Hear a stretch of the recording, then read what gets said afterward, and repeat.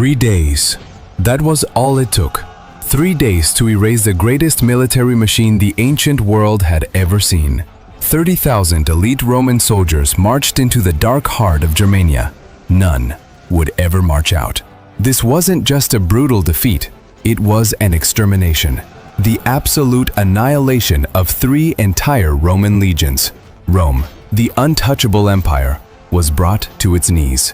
Not by a rival empire, but by a single, brilliant mind. Welcome to the Teutoburg Forest, a name that would haunt the nightmares of Roman emperors for centuries to come. It is the year 9 AD. The Roman Empire stretches across the known world, an unstoppable force of iron and discipline. But at the edge of civilization lies Germania, a terrifying, uncharted expanse of endless woods and fierce, unbroken warrior tribes. Controlling this wild frontier is Publius Quinctilius Varus, a wealthy politician, an arrogant aristocrat, but no battlefield commander. Varus treats the proud Germanic tribes like conquered slaves. He taxes them, he ignores their traditions. A fatal, arrogant mistake. But riding beside Varus is a man he trusts with his life, Arminius. A Germanic prince raised in Rome, Arminius is a Roman citizen, a decorated cavalry officer. He knows Roman tactics, their formations, and exactly how they bleed. To Varus, Arminius is the perfect ally, the ultimate guide. But to Germania, Arminius is the ultimate weapon of vengeance. Late summer, a desperate report arrives at the Roman camp. A minor, localized rebellion in the uncharted north. Arminius whispers in the commander's ear. He urges Varus to march immediately, taking a massive shortcut through the ancient forest. The bait is taken. Varus marches out with the 17th, 18th, and 19th legions, a colossal, glittering machine of war.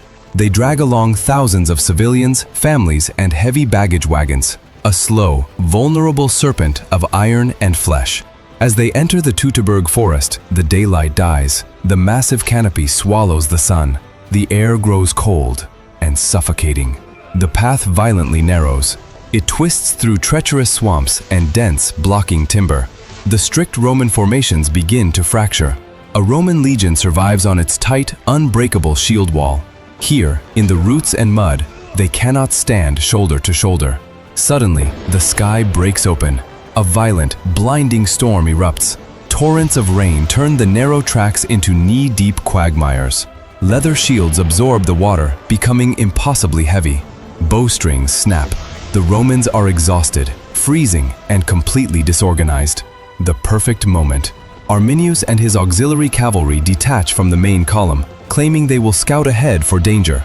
They ride directly into the shadows and vanish. Silence falls over the agonizing Roman march. Only the sound of heavy rain. Then, a chilling, inhuman roar. A deafening war cry shatters the woods. From the dark tree line, a terrifying rain of javelins. No warning, no enemy in sight. Just a brutal, sudden storm of iron-piercing armor, flesh, and bone. Thousands of screaming Germanic warriors burst from the undergrowth. They don't fight like a traditional army. They fight like wolves. They target the vulnerable. They slice through the separated units. The Roman lines are stretched miles too thin to reinforce. Varus realizes the horrifying truth. This isn't a random ambush. It is a highly coordinated, mathematically precise death trap. And the architect of this nightmare? The man who knows every Roman weakness. Arminius has returned as their executioner. The first day is absolute chaos. Romans fight blindly in the driving rain, slipping in the blood-soaked mud. Discipline, the very core of Rome's power, crumbles. They barely manage to hack out a hasty defensive camp as night falls. Inside the camp, reality sinks in. Thousands are already dead. The wounded scream in the pitch black. There is no escape. Varus orders the heavy wagons burned. They must move fast at dawn. It is no longer a march, it's a retreat. Day 2. Dawn brings no hope. The Romans push forward into even denser, darker woods. The trap tightens. The Germanic tribes are shadows, hit and run, strike and fade. Arminius masterfully refuses a pitched, open battle.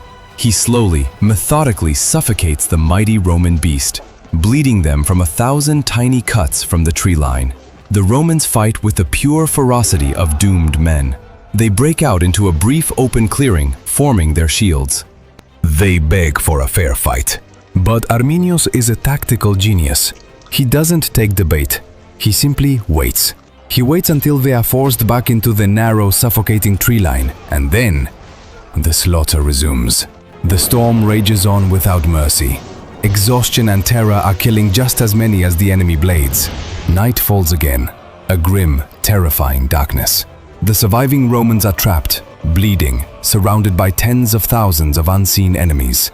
Day 3, the climax of the nightmare. The battered, broken Romans stumble toward Calcrise Hill, the final bottleneck.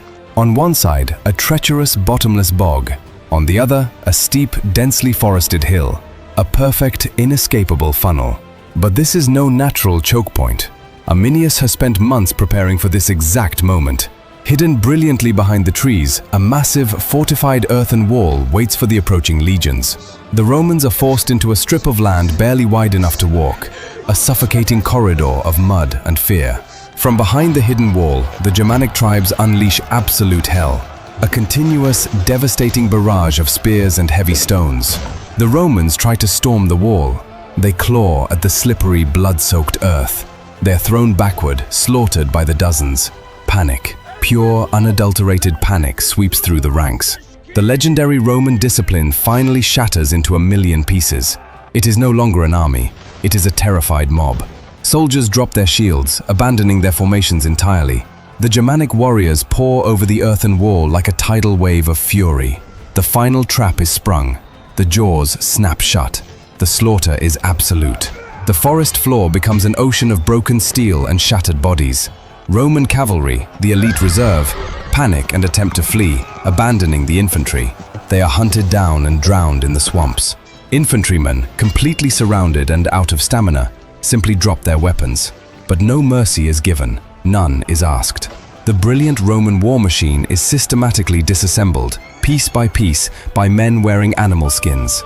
Commander Varus watches his world burn. The agonizing screams of his dying legions echo through the damp woods. He knows what awaits him if captured. Humiliation, torture, the absolute disgrace of a Roman general. Varus draws his own sword. With a final, trembling breath, he falls upon his blade, choosing death over dishonor. With their commander dead, the last remnants of Roman resistance instantly collapse. It becomes a pure massacre. Centurions, the hardened veterans of 100 campaigns, are overwhelmed by the sheer, crushing mass of tribal warriors. The sacred Roman eagles, the golden symbols of the legion's honor, are desperately defended to the last man. One standard-bearer rips the eagle from its pole, plunging into the deadly swamp to hide it from the enemy, but the others are captured. A spiritual wound to the heart of Rome that will bleed for a generation. By sunset of the third day, the forest falls silent. The agonizing screams are replaced by the cawing of ravens.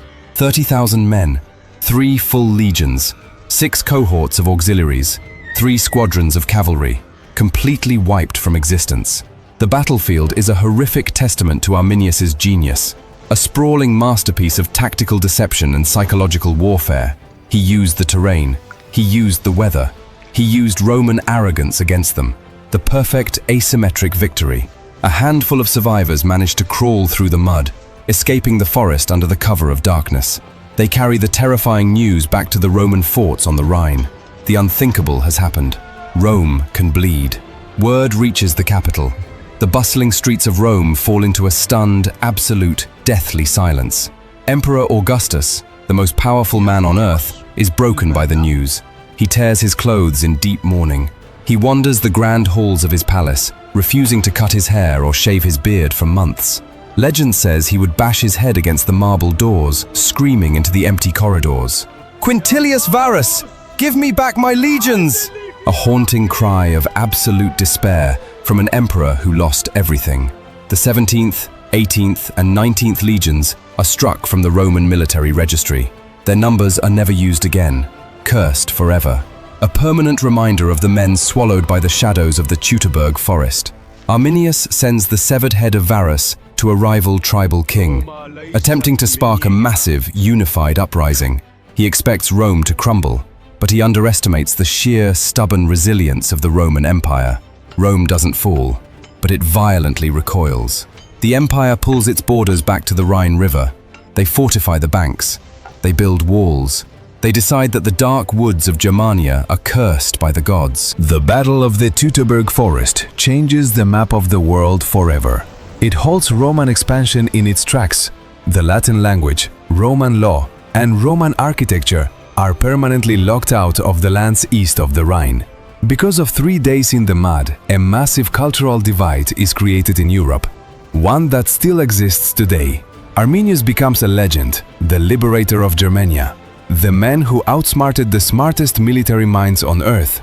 But his victory comes at a heavy, tragic price. He united the tribes to fight Rome, but peace cannot hold them together. Years later, the ultimate tactician who defeated the Roman Empire is assassinated, not by a Roman blade. He is poisoned by his own family, betrayed by the very people he fought so brilliantly to free. A poetic, tragic end for a man who used betrayal as his greatest weapon. Rome would eventually return to Germania. Germanicus, a brilliant new general, would lead brutal, punitive campaigns. Years after the massacre, Roman troops stumble upon the remains of the Teutoburg battlefield. What they find breaks the hearts of even the hardest veterans. Thousands of bleached, shattered bones scattered in the mud, skulls nailed to the ancient trees, rusty armor half buried in the swamps, a haunted, terrifying graveyard.